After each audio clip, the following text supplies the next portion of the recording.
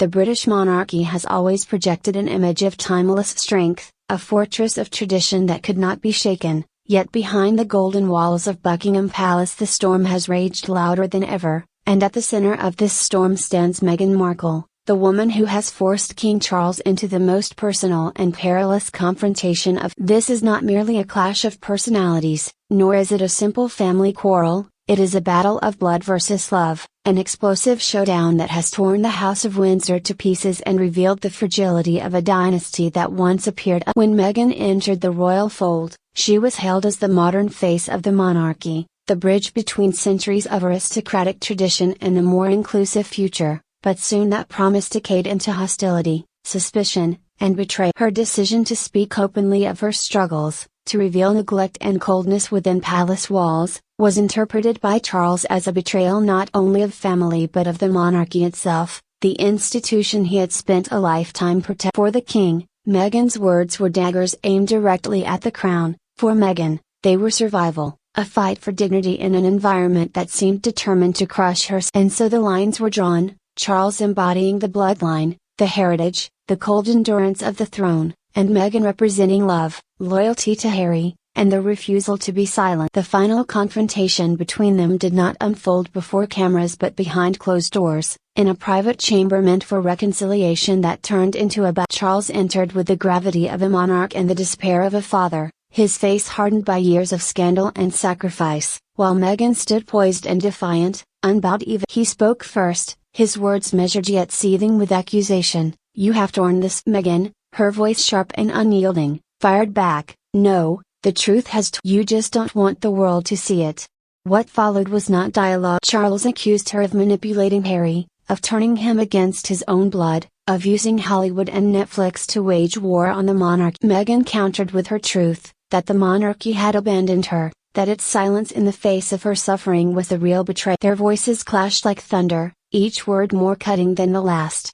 Charles invoked duty, tradition, and William's loyalty as proof that Meghan's path was destructive, while Meghan accused the palace of weaponizing William against Harry, of turning brother against brother to preserve the crown. For Meghan, William was the machinery of monarchy. For Charles, he was proof of what. The air was suffocating, the atmosphere thick with decades of wounds and centuries of. At one moment Charles's voice cracked with something resembling pain as he declared, "I have lost my son," to which Meghan, icy and unflinching, replied, "No, you've lost control of him." The words were devastating, a blade across the heart of a father who had fought his whole life to secure the throne only to discover that in victory he had lost his family. Harry, caught in the middle, stood silent, torn between blood and love, his very presence a reminder that he was both son of the king and husband of the woman the king could not accept. In that room, reconciliation became impossible, and what began as an attempt to heal ended as a permanent rupture. Yet Meghan's defiance did not end within the castle walls.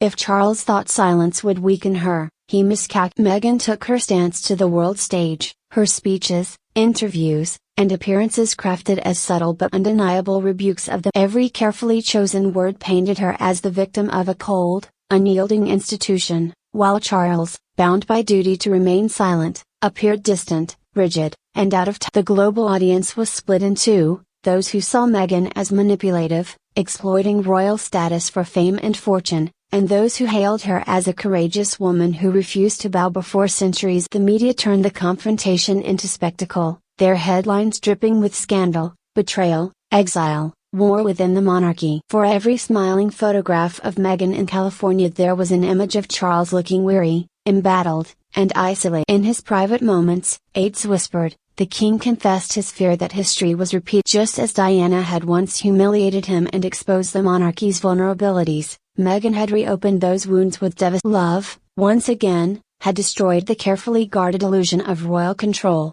Charles could lean on William, the ever-dutiful heir, but Harry was lost, not to tragedy but to a love so fierce it had carried him beyond the reach of the past. For Charles, the monarchy was about blood, lineage, duty, and survival. For Meghan it was about love, loyalty. Their confrontation was the collision of those values, and it left scars that will never heal. There is no going back.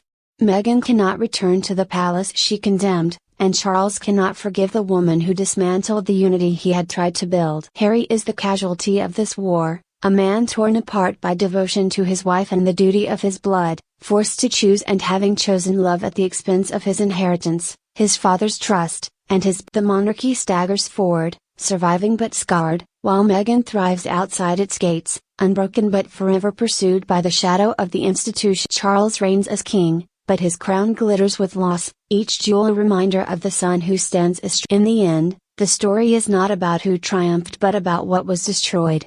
Blood and love, meant to unite, have become weapons of war, and the House of Windsor, once the most untouchable dynasty in the world, trembles under the weight of their clash. This was not just a family argument, not merely gossip for tabloids, it was the stripping bare of monarchy itself, the revelation that behind the rituals and crowns lie wounds that bleed like any other blood versus love, king versus duchess, father versus daughter-in-law, and in this war there is no winner, only ruin. The world will remember their confrontation as the moment the monarchy lost its innocence forever, as the moment love defied blood, and blood struck back with all the force of a kingdom, only to discover that neither could truly conquer the other. It is a story that will echo through history, a scandal that will outlive both Charles and Meghan, a scar that the crown will carry for generations. And as cameras continue to flash and stories continue to unfold, one truth remains undeniable: blood has clashed with love, and the monarchy will never be the same.